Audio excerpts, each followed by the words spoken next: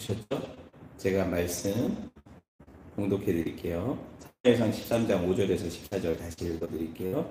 블레셋 사람들이 이스라엘과 싸우려고 모였는데 병거가 3만이요 마병이 6천 명이요 백성은 해변에 모래같이 많더라. 그들이 올라와 바다의 동쪽 믹마스에 진침해 이스라엘 사람들이 위급함을 보고 절박하여 들과 숲들과 바위 틈과 은밀한 곳과 엉덩이에 숨으며 어떤 히브리 사람들은 요단을 건너 갓과 그앗 땅으로 가되 사울은 아직 길갈에 있고 그를 따른 모든 백성은 떨더라.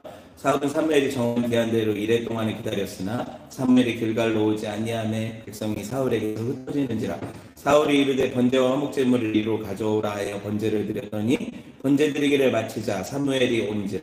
사울이 나가 맞으며 문안하매 사무엘이 이르되 왕이 하신 것이 무엇이냐 하니 사울이 이르되 백성은 내게서 흩어지고 당신은 정한 날에 오지 아니하고 블레셋 사람은 믹마스에 모였음을 내가 보았으므로 이에 내가 이르기를 블레셋 사람들이 나를 치러 길갈로 오겠거늘 내려오겠거늘 내가 여호와께 은혜를 강구하지 못하였다고 부득이하여 번제를 드렸나이다 하니라. 사무엘이 사울에게 이르되 왕이 망령되이 행하였도다. 왕이 왕의 하나님 여호와께서 왕에게 내리신 명령을 지키지 아니하였도다. 그리하였다면 여호와께서 이스라엘 위에 왕의 나라를 영원히 세우셨을 것이거늘 지금은 왕의 나라가 기회지 못할 것이라. 여호와께서 왕에게 명령하신 바를 왕이 지키지 아니하였으므로 여호와께서 그의 마음에 맞는 사람을 구하여 여호와께서 그를 그의 백성의 지도자로 삼으셨는지라 하고 아멘. 네. 오늘 사무엘 27번째 시간이에요. 서지 못한 사울 왕국, 서지 못한 사울 왕국이라는 제목으로 제목이 좀 아쉽고 마음이 아프죠. 네. 사울이 왕이 된 나이는 정확하게 알 수가 없어요, 사실. 그런데 왕이 돼가지고 왕으로서 이스라엘을 통치한 기간도 사실 정확하게 알 수는 없어요. 그럼 우리가 보통 기억하기 좋게 사울 10년, 다윗 10년, 누구예요? 그 다음에 솔로몬 40년 이렇게 해서 되게 기억하기 좋게 우리가 외우고 있거든요, 실제로. 구약이 원래 성경에 어떻게 전수가 됐어요? 제가 전에 가르쳐 드렸는데 구약 성경은 구전 전수가 됐어요. 저처럼 이렇게 성경을 낭독해주는, 방송을 해가지고 낭독해주는 사람이 있었고 그걸 듣고 워낙에 성경이 귀하잖아요. 그러니까 그걸 듣고 사람들이 그 이야기를 듣고 기억하기 좋아야 되니까 하나님이 성경을 기록할 때 이렇게 숫자 같은 것들을 딱딱 맞추시는 경우가 되게 많았다 그래요. 40 하면 쉽잖아요. 이런 방식으로 기록된 경우가 엄청나게 많았어요. 그리고 시나 노래 같은 건 뭐가 있어요? 외우기 좋게. 운율이라는 게 있어서 그게 되게 암송하기가 쉽잖아요. 그냥 가사를 다 외우라 하면 쉽지 않은데 노래 가락을 붙여서 외워라 하면 쉽잖아요. 그런 것처럼 구약 자체가, 히브리어 자체가 그런 식으로 암송하기 좋게 만들어진 언어란 말이에요. 아시겠죠? 그런데 그럼에도 불구하고 그러면 짜맞추기 식으로 40이냐 그게 아니라 성경적으로 근거가 있으니까 40년 얘기를 하는 거겠죠. 우리가 가지고 다니는 성경이 지금 뭐예요? 한국교회가 개역 개정판을 가지고 다니잖아요. 개역 개정판에 보면 이 개역 개정판을 어떤 성경에서 번역했는지 아시는 분? 어느 언어 성경에서 번역했는지 아시는 분? 개역 개정판에 당연히 구약 성경은 히브리어에서 번역했고 개역 개정판에 신약 헬라어에서 번역을 했겠는데 그런데 히브리 성경, 헬라어 성경도 여러 판본이 있단 말이에요. 여러분 이렇게 질문을 할게요. 성경의 원본을 보신 분, 성경 원본을 보신 분, 그러니까 이사야 선지자가 직접 기록했던 그 파피루스를 보신 분, 혹시 바울이 썼던 양피지를 보신 분 없잖아요. 원본은 소실됐단 말이에요. 우리가 보고 있는 이런 뭐 NIV, ESV, 뭐 개역개정, 공동번역, 새번역 이런 성경이 어떻게 나오냐면 성경에 사본이 있잖아요. 필사본. 사본이 있는데 그 사본을 지금 이제 인쇄술이 발달했으니까 인쇄해서 번역해서 나온 게 이런 지금 우리가 쓰는 성경이란 말이에요. 이런 성경이란 말이에요. 무슨 처음 들어보는 것처럼 들으시거든요.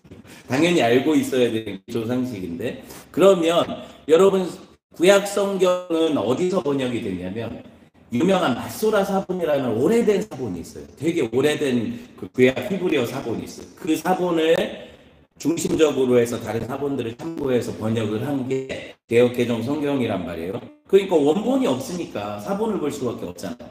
그래서 예전에는 마소라 사본이 제일 오래된 사본인 줄 알았는데 이게 재밌는 얘기예요. 1947년에 한 목동이 사해 지역에 어떤 동굴에 양 치러 갔다가 양 찾으러 양 잃어버린 양이 있어가지고 항상 잃어버린 양이 중요해요. 잃어버린 양을 찾으러 갔다가 어떤 동굴을 발견했는데 이 동굴에 항아리들 안에 두루마리들이 엄청 있었던 그 사해사본이라고 불러요. 연대를 측정해 보니까 이 사해사본이 우리가 지금까지 가장 오래된 사본으로 알고 있던 마소라 사본보다 무려 몇백 년 앞에 있는 사본인 거죠. 그러니까 마소라 사본 뭐 보고 썼다고 필사했다고 보시면 돼. 이 사해사본을 보고 필사했다고 보시면 돼. 근데 이 두 사본을 비교했을 때 뭐가 중요할까요? 서로 내용이 같냐 다르냐잖아요. 제대로 뺏겼었냐 못 뺏겼었는데 우리가 그렇게 성경을 중시하니까 이 말이 맞냐 안 맞냐잖아요. 그런데 놀랍게도 그렇게 시차가 있는 사본인데 거의 틀린 게 없는 거의 같단 말이에요. 마소라 사본이나 이 사해사본. 그래서 성경이 얼마나 신빙성이 있는가를 증명을 해주는 거죠. 제가 이걸 설명하고 넘어가야 돼요. 여러분 왜 그러냐면 이 성경을 우리가 볼 때 어떤 성경에는 괄호치고 없음, 또 어떤 성경에는 밑에 뭐 숫자가 있고 밑에 각주가 달려서 앞에 번역된 거랑 밑에 번역된 게 달라. 뭐 왜 그럼 어떤 게 틀리고 어떤 게 틀린 거냐 이렇게 생각할 수 있잖아요. 그리고 번역본마다 번역이 다르잖아요. 이거 볼 때마다 안 이상했어요. 그럼 어떤 성경을 우리가 봐야 돼요? KJV가 최고예요? NIV가 최고예요? 아니면 개혁개정이 최고예요? 공동번역 최고예요? 잘 모르겠죠. 모든 성경 참조하셔도 돼요. 아시겠어요? 어떤 성경을 보시든 다 같이 놓고 비교해 볼수록 더 많은 은혜를 갖게 되는 거예요. 그 목사님 좀 이상하네요. 아니요. 그게 아니라 자체가 원본이 없기 때문에 사본들의 인문들이 되게 많아요. 그 인문들이 거의 비슷한 대부분의 내용은 다 비슷해요. 그런데 한두 단어가 달라서 그걸 번역한 게 차이가 있지. 그렇다고 해서 이 성경을 읽을 때 이건 틀린 성경이니까 구원을 못 받냐 그러지 않아요. 하나님은 구원에 필요한 모든 것들을 성경 안에서 번역본이라 하더라도 충족시켜 주셔서 우리가 개혁개정을 보든 NIV를 보든 예수님을 만나요. 그리고 구원받을 수 있는 모든 필요한 것들이 거기 다 들어있어요. 그러니까 어떤 한 권을 봐도 상관없는데 성경을 더 이해하고 싶은 분들은 당연히 여러 번역본을 보면 더 좋겠죠. 그 이야기를 이제 설명해드리는 거고. 그럼 성경은 우리는 이제 최신호를 다 좋다고 얘기를 하는데 성경 사본은 오래된 게 좋을까요? 아니면은 더 정확할까요? 아니면은 연대가 오래되지 않은 게 더 정확할까요? 당연히 오래된 게 정확하죠. 왜냐면 원래 원본에 더 가깝잖아요. 처음 그걸 가까이서 뺏겨 쓴 거잖아요. 그 다음에 그 사본을 뺏기고 사본을 뺏겨 쓴 거니까 원본에 가까울수록 오래될수록 더 신빙성이 있는 거예요. 제가 왜 이걸 장황하게 설명을 하냐면요. 사무엘상 13장 1절이 어떤 성경에는 있기도 하고 어떤 성경에는 없어요. 보세요.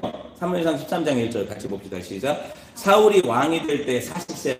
그가 이스라엘을 다스린 지 2년에. 여러분이 여러 성경을 가지고 있다면 여기 보시면 이것만 이해를 하면 어떻게 해요? 왕이 될 때 나이가 40세고 그죠? 그리고 다스린 지 2년이라고 하니까 왕이 되고 나서 2년을 더 다스린 건지 아니면 왕이 되는 시점이 40인데 그 이전에 38년도부터 2년을 다스린 건지 잘 모르겠죠.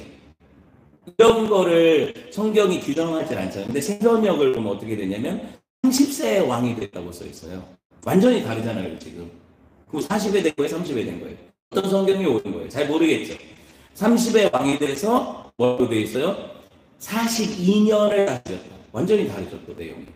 그렇게 되어 있단 말이에요. 천주교가 쓰는 공동번역은요, 아예 1절이 잘 모르겠으니까 빼버렸어. 2절부터 시작해요. 여러분, 이런 것들이 재밌지 않아요? 또 저만 재밌군요. 또 저만 재밌군요. 성경에 관심을 가지셔야 돼요. 그리고 내가 읽는 성경이 얼마나 각고의 노력으로 하나님 보존하셔서 성령께서 그 성경을 우리한테 전달하시기 위해 수많은 순자들과 그 희생을 통해서 이 성경이 얼마나 진리되게 우리한테 왔는지를 아셔야죠. 여러분 옛날에 구약의 마소라 학파, 아까 마소라 사본 얘기했는데 그 마소라 학파라는 구약 학파 사람들은요 성경에서 여호와라는 단어 구약에 그 단어 하나 나올 때마다 붓을 다시 빨았었어요. 경외함이 있었다는 얘기예요. 하나님의 이름을 함부로 쓸 수 없어서 아도나이라고 여호와를 아도나이라고 바꿨어요. 주님이라는 뜻이거든요. 그래서 여러분 영어 번역본 보면 대문자로 로드라고 돼 있죠. 주여 주여 할 때 로드. 그게 뭐냐면 여호와라는 표현을 하나님 이름이니까 불경하게 내가 쓸 수가 없어가지고 주님이라고 한 거예요. 그만큼 경외함이 있었던.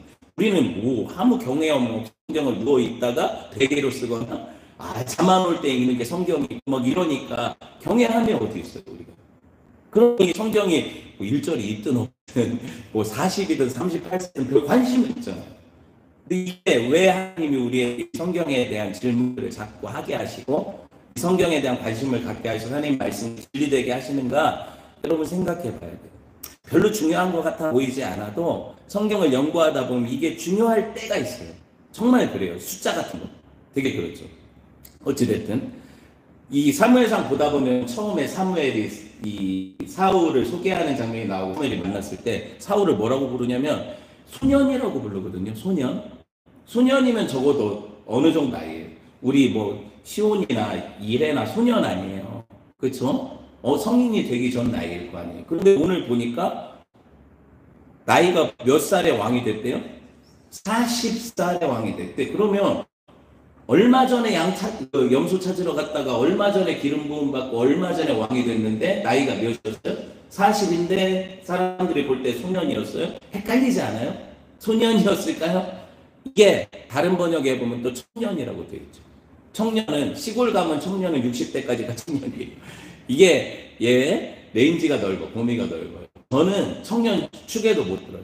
그만큼 얼마든지 이렇게 번역할 수 있는 성경을 볼 때 우리가 의문을 가져요. 애였는데 갑자기 애가 애를 낳았어? 요나단 아들로 등장하잖아요. 지금 왕이 됐는데 전쟁하러 다니잖아요. 전쟁할 애가 있는 나이면 몇 살이겠어요? 적어도. 그쵸? 그럼 이건 소년이라고 볼 수 없죠. 이렇게 보는 거예요, 성경을. 그러니까 제가 어떻게 성경을 봐야 되는지 제가 잠깐 설명을 해드리는 거고, 문맥을 고려하면서, 그리고 저 같은 연구자들은 주석을 진짜 여러 개를 봐야 돼요. 어떤 게 맞는지 틀리는지 학자 한 사람 얘기만 듣고는 제일 용감한 사람이 책 한 권 읽은 사람이죠. 그 사람은 못 이겨요. 왜냐면 자기가 읽은 게 진리거든요. 근데 제가 이 본문을 한번 연구하려면 책을 수십 권을 봐야 돼요. 그런데 수십 권이 다 하는 말이 달라요. 저는 그 중에 하나의 의견과 부합해서 결정해서 설교해야 되는 거예요. 그러니 연구를 해야 돼요. 해야죠. 더 맥에 가까운 걸 찾아내야 되잖아요. 그런 거거든요. 그런 식으로 내가 한 권 읽고 하면 여러분 그거 하나 가지고 있으면 굳이 설교 들을 필요도 없잖아요. 의미가 없는 거예요. 제가 왜 이렇게 장황하게 설명을 하겠어요? 성경을 좀 경험하고 여러분이 말씀 이렇게 우리한테 전달이 되었고 또 말씀을 전하는 목회자들은 이걸 제대로 전하기 위해서 얼마나 이거를 해석하는데 많은 공을 들여야 되는 걸 아셔야 돼요. 그러니까요. 제가 굳이 이걸 설명하는 이유가 거기에서요. 여러분도 이걸 통해서 생각할 내가 가진 성경식, 내가 가진 하나님에 대한 이해가 무조건 옳다고 생각하시면 안 돼요. 그게 교만한 거예요. 그 바리새인들이 자기로 정죄해요. 예수님을 정죄하죠. 하나님을 정죄하잖아요. 그 하나님을 못 박아 죽이잖아요. 제일 무식한 사람들인데 그 당시에는 바리새인들이 제일 유식했단 말이에요. 성경을 제일 잘한다고 했던 사람들이에요. 그러니 우리도 그 사람들보다 나을 바 없잖아요. 조심해야죠. 내가 다 한다고 하면 이미 그때부터 타락인 거예요. 조심해야 돼요. 네, 이제부터 본론을 전할게요. 네, 이제부터 본론이에요. 서론도 괜찮았어요. 하지만 이제부터 본론이에요. 네, 사울이 왕이 돼서 처음 한 일이 뭔지 아세요? 오늘 본문을 보셨어요. 군대 조직을 했어요. 그죠? 3,000명이라는 이스라엘에 훨씬 많은 이스라엘 장병들이 한 60만 되잖아요. 민수기에 보면. 그런데 군인 중에 몇 명? 3,000명을 항상 왕을 호위하는 상비군으로 뒀단 말이에요. 이스라엘은 원래 상비군에도 없었다고 설명했죠. 예비군이라고 했죠. 전쟁할 때 모아가지고 나팔불 소집돼가지고 싸웠잖아요. 사사들을 쫓아다니면서. 그러니까 한 번에 많이 모이는 적이 별로 없었다고 했죠. 그죠? 그런데 상비군이 조직되면 항상 뭘 대비할 수 있어요? 전쟁할 때 미리 사람들이 막 지파별로 돌면서 부르지 않아도 잠깐 국지적으로 싸울 수 있는 인원이 확보가 되어 있잖아요. 3,000명. 그렇죠? 이건 특수부대 같은 거예요. 왕을 호위하는 특수부대 3,000명. 그 중에 2,000명을 데리고 있고 1,000명을 받아들인 누구? 다윗과 요나단 할 때 그 요나단 맏아들이에요. 요나단한테 맡겨서 전쟁을 대비하고 있는데 왜냐하면 주변에 완전 적들뿐이잖아요. 그죠? 뭐 암몬 족속 얼마 전에 쳐들어왔었죠. 지금 괴롭히는 주체는 또 누구예요? 블레셋이라는 인간들이 있죠. 그리고 가나안의 역속이 있잖아요. 그러니까 사람들이 원했던 건 우리도 힘있는 왕이 세워져서 저들과 같이 왕정하에서 군대 조직이 정확하게 갖춰져 있어서 언제라도 전쟁에서 우리를 보호해줄 상비군이 있어도 좋겠다 했는데 그 사람들의 소망에 의해서 왕이 된 사울이니까 그 사람들의 의견을 들어야 돼요, 안 들어야 돼요? 사람들 말을 안 들으면 왕이 위태롭잖아요. 그러니까 뭘 지금 조직하는 거예요? 하나님은 군대를 두지 말라고 했잖아요. 기억나요? 말 많이 두지 말고 은금을 탐하지 말랬는데 왕이 되자마자 한 일은 군대를 만든 거죠. 그러니까 하나님이 기뻐하시는 일이 아니죠. 하지만 누구 눈치를 볼 수밖에 없는 거예요? 사람들에 의해서 뽑힌 왕이니까 사람들 눈치를 볼 수밖에 없는 거예요. 정치가 다 똑같잖아요. 그러니까 사울도 그렇게 주병들처럼 우리도 군인들을 좀 두자 해가지고 이렇게 사무엘상 13장 2절에서 3절 봅시다. 시작. 이스라엘 사람 3,000명을 택하여 그 중에 2,000명은 자기와 함께 믹마스 베델산에 있게 하고 1,000명은 요나단과 함께 베냐민 기브아에 있게 하여. 기브아는 사울 고향이에요. 기브아에 있게 하여 남은 백성은 장막으로 보내니라. 요나단이 기브아에 있는 블레셋 사람의 수비대를 침해 블레셋 사람이 이를 들은지라. 사울이 온 땅에 나팔을 불어 이르되 사람들은 들으라 하니. 보셨어요? 여기 상비군 제도가 시작되자마자 요나단이 일을 치네요. 어떤 일을 쳤어요? 갑자기 블레셋 사람들 군대가 생기니까 이게 사울의 명령이었는지 아직 여기 나오진 않죠. 그런데 요나단이라는 아들이 1,000명 데리고 가서 블레셋을 친 거란 말이에요. 항상 누가 먼저 공격했어요, 이스라엘을? 주변 국가 블레셋 이렇게 공격했는데 지금 누가 먼저 간 거예요? 누가 시비를 먼저 간 거예요? 네, 지금 군대 1,000명을 데리고 이스라엘이 요나단이 블레셋을 먼저 치니까 블레셋이 이것들 봐라 하고 화가 날 거 아니에요. 화가 날 거 아니에요, 블레셋이. 그동안에 어떻게 보면 이스라엘을 자기 아래로, 발 아래로 봤었는데 늘 침공하고 수탈해 가던 게 블레셋 민족인데 이것들이 우리를 치네? 왕 뽑았다 이거지. 군대 좀 생겼다 이거지. 그런데 이 왕정과 군대는 누가 먼저 했어요? 블레셋이 훨씬 오래전부터 했잖아요. 그럼 누가 군인이 더 많겠어요? 누가 무기가 더 강하겠어요? 누가 전쟁을 잘하겠어요? 당연히 인간적으로 보면 블레셋이 훨씬 강력한 군대고 강력한 왕권을 가졌죠. 그 1,000명 와서 지금 잠깐 대비가 안 돼서 당했지만 그냥 무너뜨릴 수 있는 그런 수준이 되겠죠. 그래요. 그런 문제라는 거예요. 그래서 사실 이게 빌미가 돼서 블레셋이 이스라엘을 침공할 명분을 준 거예요. 블레셋이 원래 5개의 부족국가로 이루어졌다고 했죠. 들어보셨잖아요. 그 유명한 골리앗이 있던 가드라는 성읍이 있었고 또 뭐 아스글론, 가사. 그래 그때 왜 언약궤 뺏겼을 때 이쪽 저쪽 돌아다녔잖아요. 언약궤가. 그죠? 블레셋 5 도시국가들. 걔네들이 뭉칠 때는 큰 전쟁을 할 때 아니에요.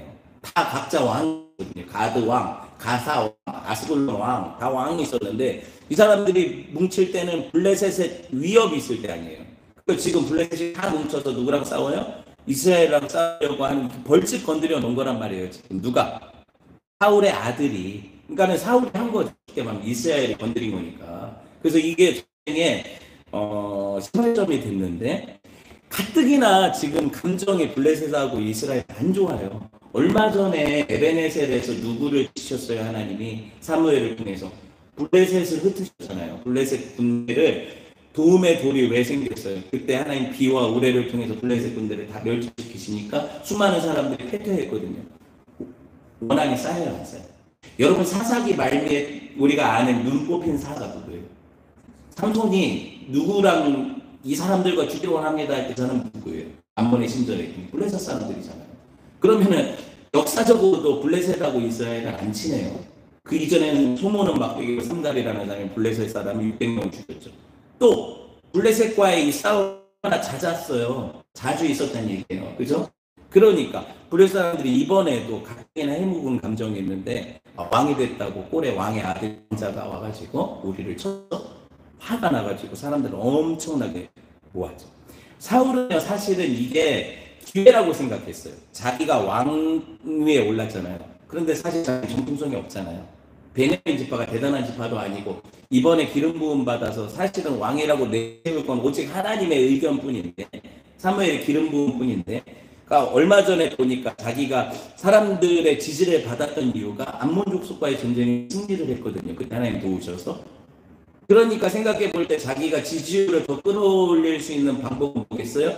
전쟁을 해서 더 강력한 적인 셋을 이기면 자기 왕권이 공고해지겠죠. 그러니까 제가 볼 때 사울이 시킨 것 같아요. 요나단은 네가 가서 찔러봐라. 얘네들을 싸울 만한지 한번 해봐라. 그런데 블레셋을 건드리는 결과가 됐고 블레셋이 져서 수많은 블레셋인들이 지금 어떻게 해요?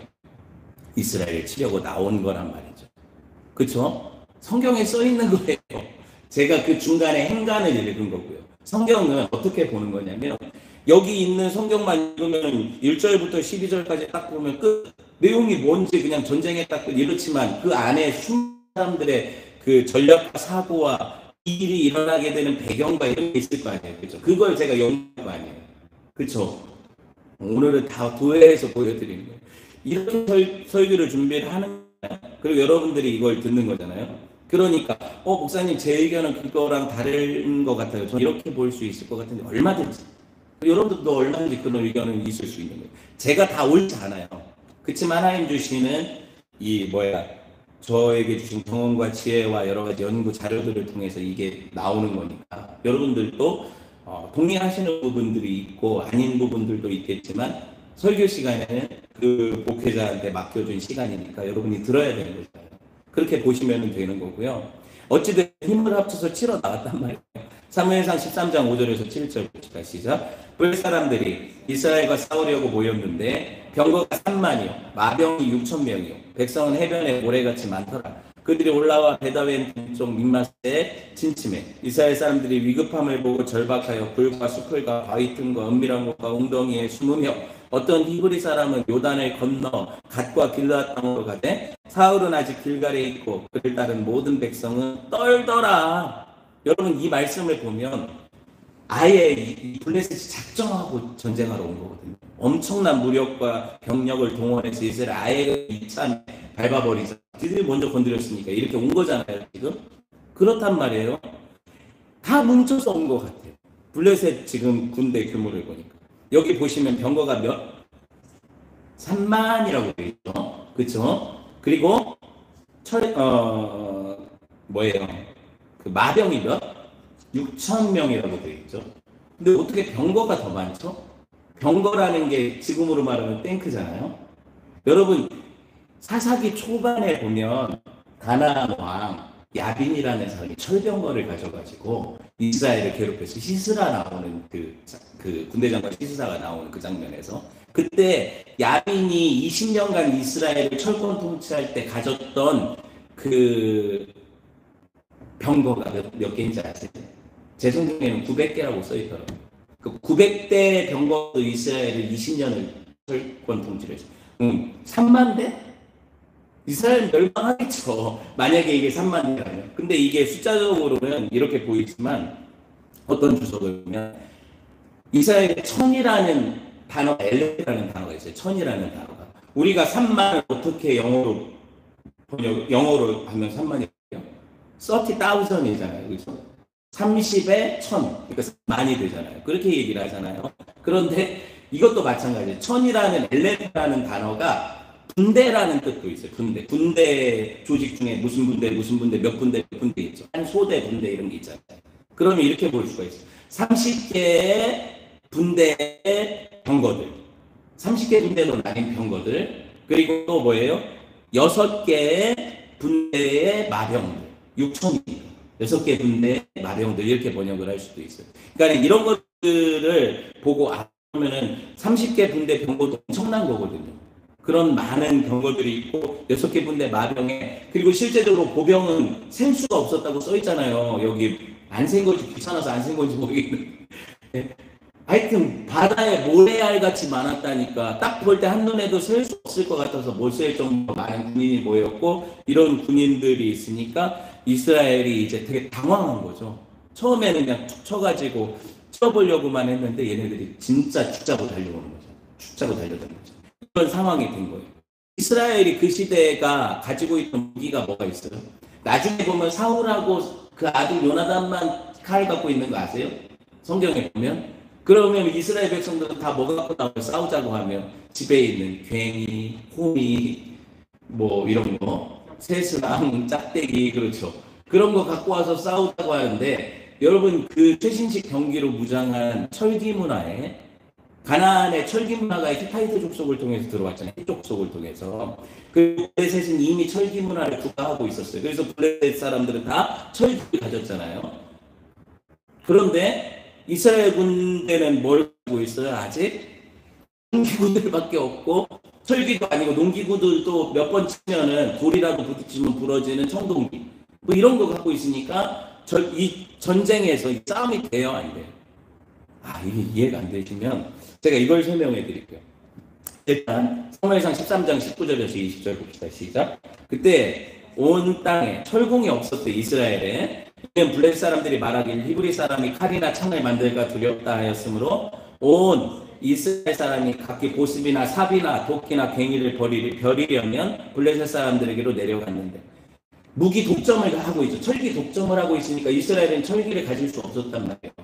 그리고 그 적한테 가가지고 야, 내 청동기 삽이라도 좀 갈아줘 이래야 된단 말이에요. 이런 상황인데 무슨 전쟁을 하겠어요. 그쵸? 여러분 북한이 엄청난 재래식 무기를 많이 갖고 있지만 우리는요 뭘 가지고 있어요? 최신식 무기를 갖고 있으니까 이게 아무리 압도적으로 많은 무기를 갖고 있어도 최신식 무기랑 안 되거든요. 이걸 대칭 전력, 비대칭 전력이라고요. 우리나라가 지금 뭘로 떠요? K, 파, K, 방산, K, 조선 이렇죠. K 방산이 뭐예요? 방위산업이에요. 우리나라가 전투기도 수출하는 나라가 됐단 말이에요. 아시겠어요? 그리고 뭐 천공이라든가 이런 미사일들 우리나라가 세계적인 수준으로 만들어요. 그리고 뭐 그 자주포라든가 아니면 이런 탱크 같은 것도 우리나라가 전차도 세계적인 수준으로 만든단 말이에요. 그거 다 수출해가지고 돈 벌죠. 그죠? 그런데 여러분 한번 생각해 보세요. 우리가 이렇게 이만큼 발전했지만 북한에 뭘 갖고 있어요 지금? 똥땡이가? 예, 핵을 개발을 해서 지금 핵무기를 가진 이거 비대칭 전력이에요. 아무리 우리가 이런저런 무기를 가지고 있어도 핵이면 그게 다 무력화되니까. 그래서 우리는 뭘 끊임없이 가지려고 해요. 핵을 갖고 싶어 하는데 우리는 그냥 우방들이 핵우산을 통해서 보호해줄 테니까 니네 만들지만 핵협정이라는 게 있어 못 만든 거잖아요. 그렇죠? 이런 상황이니까는 계속 눈치 봐야 되는 그런 눈치 게임을 해야 되는 나라인 거잖아요. 이런 거 미국에서 들여오는 전투기들 우리가 막 뭐 율곡 싸움 비리가 얼마나 많았어. 이미 수십 년 나서 자기들이 이제 차세대 전투기 할 때 우리한테는 떠리로 뭘 팔아요? 로켓 마틴이나 이런 데서 이미 안 쓰는 전투기들 대거 퇴역할 것들 다 갖다가 여기다가 중고품 처리하듯이 한국에 팔잖아요. 그것도 수조 원씩 받아가지고. 근데 힘이 없으면 어떡해요? 그러니까 우리가 지금 만들죠. 제가 왜 이걸 설명하겠어요? 요새 이제 이 블레셋 같은 경우에는 사실 전쟁을 하면 이스라엘이 이길 무기가 없어요. 이스라엘이. 그냥 준 거예요. 인간적으로 생각하면 그렇다는 거예요. 이런 어떤 전체적인 전략적인 관점에서 보면 그렇다는 거예요. 근데 이스라엘의 싸움은 항상 이스라엘이 무기, 칼, 창, 단창에 있지 않다니까요. 이스라엘의 무기는 누구세요? 하나님이세요. 이스라엘의 군대 장관은 누구예요? 하나님이시잖아요. 전쟁은 누구에게 속한 거예요? 하나님이 속한 거잖아요. 이게 교회의 싸움이라고요. 이게 우리 싸움이라고요. 혈과 육에 속한 것이 아니라고요. 그러니까 블레셋이나 암몬이나 이런 족속들과 싸움은 하나님의 하나님 되심을 드러내는 싸움이죠. 그럼 이스라엘 누구를 바라봐야 돼요? 이 전쟁의 위기 앞에. 내 무기, 내 능력, 내 실력이 아니라 하나님을 바라봐야 되는 거예요. 적의 그 대단하고 위생 있는 무기들, 병력을 바라보는 게 아니라 오직 전쟁에 능하신 여호와 하나님을 바라봐야 되는 거예요. 우리의 믿음이 어디 있어요? 이스라엘이 지금 하나님을 바라봐야 되니 이 전쟁은 하나님께 속한 거니까 가뜩이나 왕국이 처음 출범하는 이 시점에서 누구를 통한 승리를 경험해야 돼요. 당연히. 하나님을 통한 승리를 경험해야 되죠. 그런데 사울은 자기 계산하고 병력을 이기려고 했단 말이에요. 자기들이 싸우려고 했단 말이에요. 왜? 자기 인기를 끌어야지. 하나님이 도와주시는 건 아무나 할 수 있는데 내가 내 인기를 끌려면 내가 싸워서 내가 이기면 사람 내 이름을 칭송할 거 아니야. 사울은 천천히요. 다윗은 만만이라는데 이런 거죠. 그러니까 자기가 왕이 되고 나서 교만해진 거예요. 하나님의 자리에 취하려고 하는 거죠.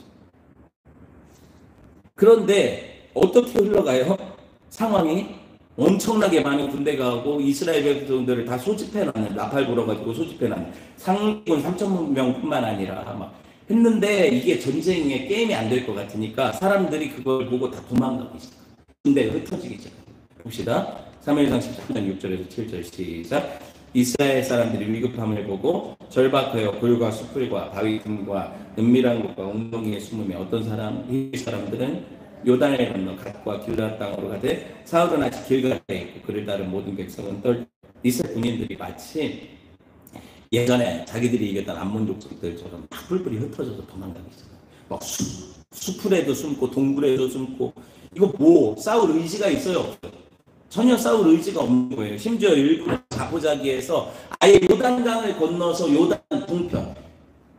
그러니까 하나님이 약속의 땅으로 주신 그 약속의 땅에 더 이상 못 있겠다. 블레셋이 공격하니까. 그래서 약속의 땅 바뀐 요단을 건너서 저쪽에 갓 지파랑 르우벤 지파랑 므낫세 반 지파가 있는 그 요단 동편으로 도망가는 사람들이 생겼죠. 이건 전쟁이 돼요, 안 돼요?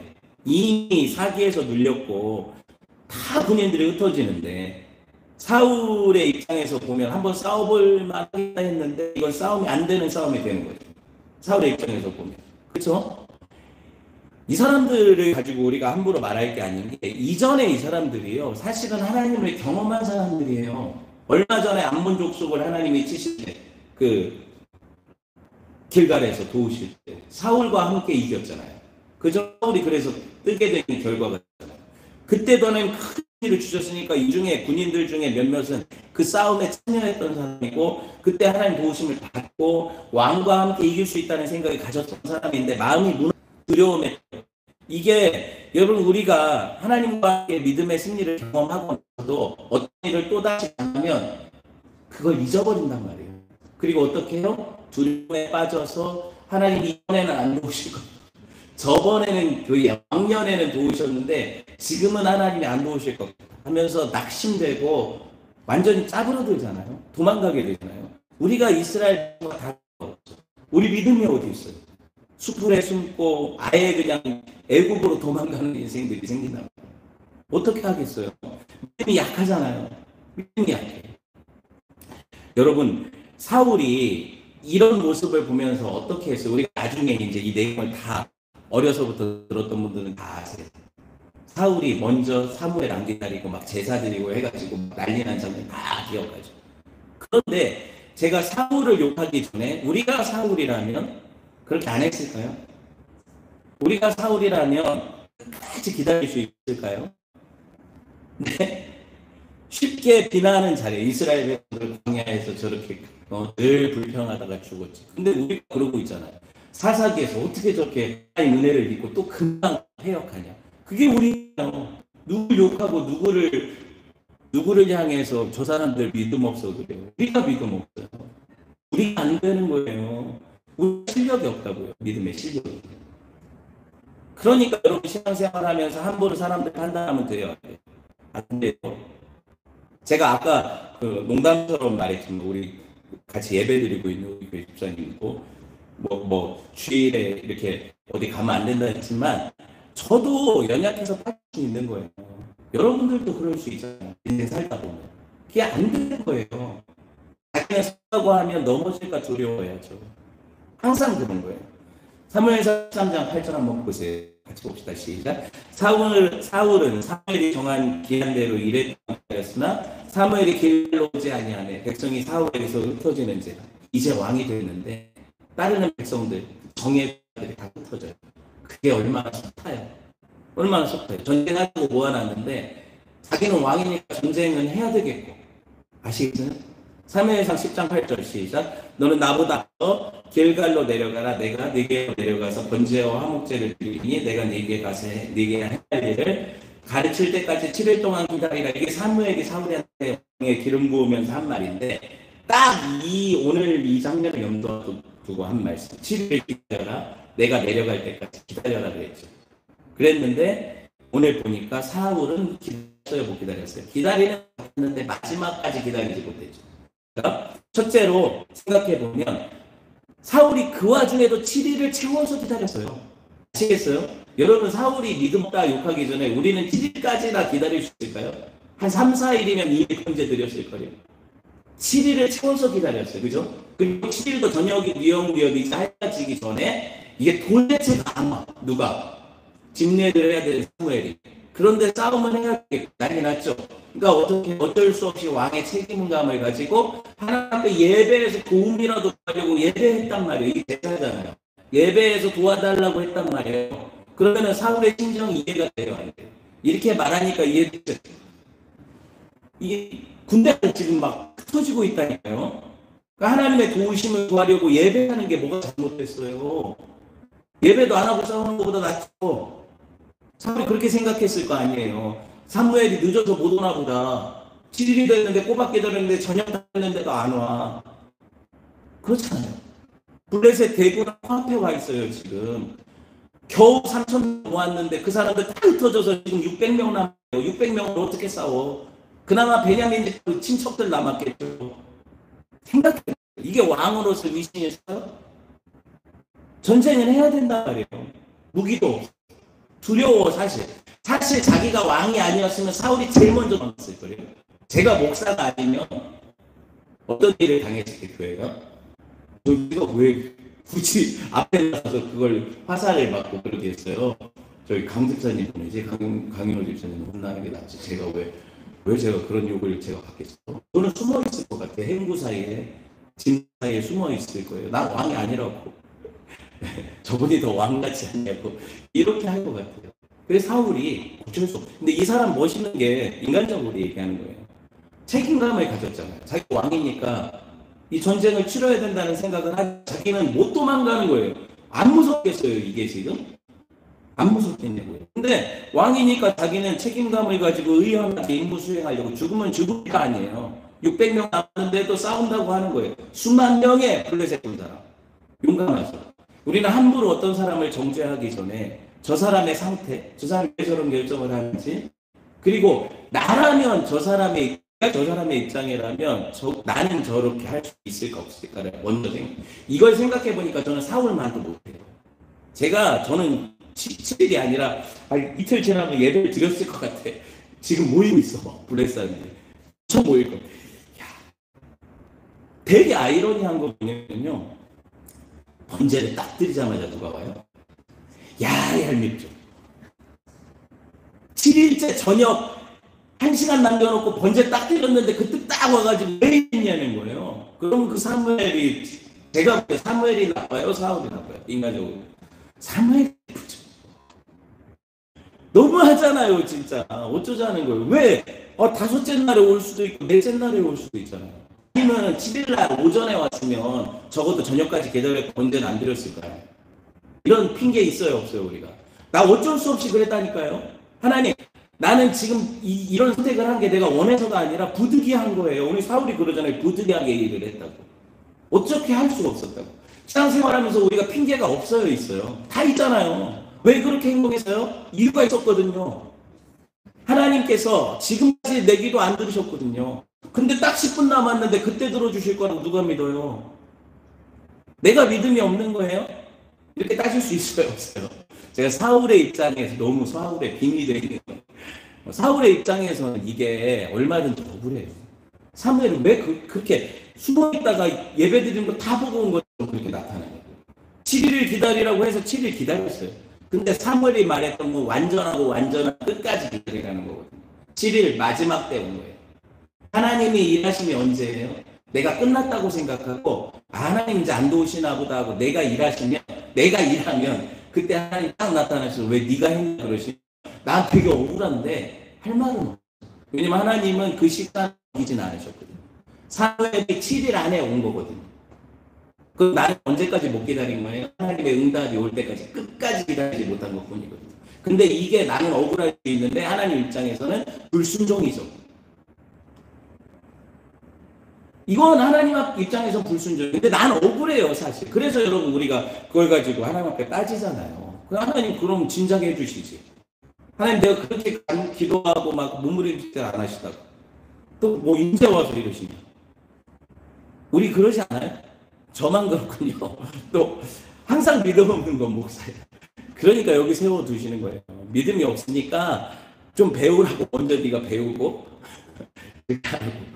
사울은 어찌됐거나 여러분 사무엘이 너무 반가웠어요. 이 와중에도 사무엘이 와준 게 어디야? 반가워가지고 오늘 본문에 13장 10절에 번제를 드리자마자 사무엘이 오지라. 사울이 나가 맞으며 무난하네 할 때 이 무난하네가 축복하네. 아이고 잘 오셨다고. 당신이 오셔서 너무 기쁘다고. 그러고 나서 사울이 이제 말하기 사무엘이 이거 뭐 한 거예요? 그러니까 자기 변명하죠. 저는 이게 참 딱해. 저 사무엘한테 진짜 더 뭐라고 할 것 같아. 제가 사울이라면. 근데 아무 말도 못하고 사무엘한테 축복하고 당신이 없어서 이랬다 그지? 그러고 자기 변명만 하고 있는데 참 딱해. 우리 모습 보는 하나님, 나는 힘이 없어요. 나 믿음이 없어. 그래서 하나님의 때를 끝까지 못 하는 것 같아. 그래서 항상 내가 이걸 행동하고 나면 그때서 하나님 오신단 말이에요. 그리고 나는 못 참았다 나의 이 죄책감, 하나님 앞에서 내가 끝까지 못 기다렸다는 내 믿음 없음 때문에 슬퍼요. 그게 회개가 돼요. 제가 그래요. 왜 못 기다릴까? 왜 못 참을까? 왜 하나님은 이때까지 완전한 때를 기다리라고 하는데 나는 왜 이렇게 조급할까? 왜 지금 하고 싶을까? 왜 이걸 지금 해결하고 싶을까? 저는 지금 사울을 욕하고 싶지 않아요. 그런데 그럼에도 불구하고 사울은 근본주의예요. 자기중심적이라고. 그게 우리란 말이에요. 내 때 내가 원하는 방식대로 들어주셔야 하나님이지. 내가 하나님인 거예요. 결국에 하나님 나를 돕는 자시고 나의 수족같이 부리는 내 진이 같은 존재가 되는 거예요. 왜? 그분의 뜻이 내 삶에 당신의 때에 이루어지기를 바라는 사람이 하나도 없거든요. 다 내 원하는 것을 내가 원하는 때에 이루어지길 간구하거든요. 그 믿음이 어디 있어요? 하나님 이용하려는 사람들만 넘쳐나는 게 예배당이죠. 그 세상 사람들이 교회를 보면 참 저것들 더하다. 안 믿는 사람들이 믿는 사람들 보면서 저것들은 복을 달았다 하는데 지 하나님들을 들들 볶아가지고 저렇게 하나님을 부려먹으려고 하는 사람들이 예배당마다 가득해서 그 사람들이 우리를 보고 기복주의라고 해요. 기독교는 기복주의라고. 안 창피해요?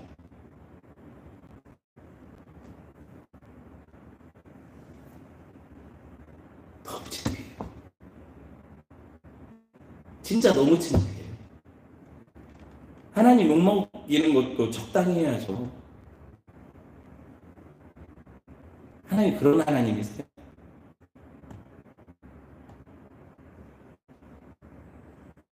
그러니까 사울의 나라는 서지 못하는 거예요. 우리 뜻은 하나님 앞에서 다 무너지는 거예요. 하나님이 세우시는 나라가 진짜 나라죠. 그게 누구의 나라예요? 다윗의 나라고 예수 그리스도의 나라예요. 그러니까 하나님의 뜻이 완전히 서는 거예요. 성도의 삶은요, 자기가 무너져야 돼요. 사울의 나라는 무너지는 거예요. 서지 못하는 거예요. 그럼 누구의 나라가 서요? 다윗의 나라가 서는 거예요. 하나님의 나라, 예수 그리스도의 나라가 서는 거예요. 그분이 킹 오브 킹스, 왕 중 왕으로 우리 가운데에서 우리를 다스리시는 하나님이 거예요. 제가 지금 정리하는 거 보이죠? 3장 남았는데 끝내야 될 것 같거든요. 하나님 은혜가 있어서 우리가 하나님을 왕으로 모신다면 내 왕가를 버리세요. 거기 비워두셔야 하나님 앉으시는 거예요. 그런 은혜가 있기를 주님의 이름으로 축원해 드립니다. 네. 함께 기도합시다. 하나님, 내가 왕되고 주인된 삶을 버리게 하시고 겸손히 그 바다에 내려와 엎드려 그 발 아래 절하고 입맞추고 주님의 왕되심을 찬송하는 삶이 되게 하옵소서.